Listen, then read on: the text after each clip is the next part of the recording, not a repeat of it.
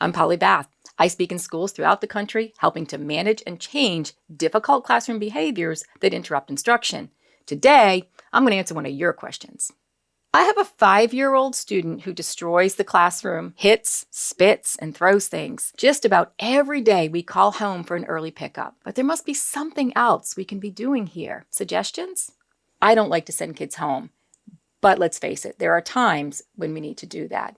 I think as long as we're very consistent with when the child reaches this high of a behavior, that we make that call home. And we're not trying to think about, well, what's the breaking point during the day? Let's just get on the same page there.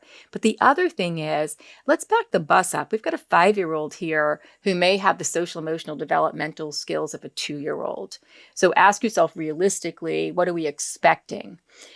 And if we think about that, it kind of changes our day. I want the child to be in school for longer increments of time. And if all their job is, this is going to sound really weird, but if all their job is to build with the Legos, color, and be in school, then that might be all their job is. See what I'm saying here? I want to extend their time in school before I expect them to go through the rigor of kindergarten.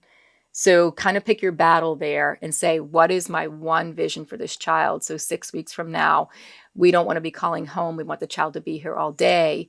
What are the demands, or are we going to pull back on demands? We're not lowering the bar. We're just changing our expectation temporarily to get the child in a better place. So developmentally, you're working with a 2-year-old. So just be clear about what those expectations are. Don't forget to like, subscribe, hit the bell for notifications, watch these videos, and if you've got questions for future videos, include them in the comments below.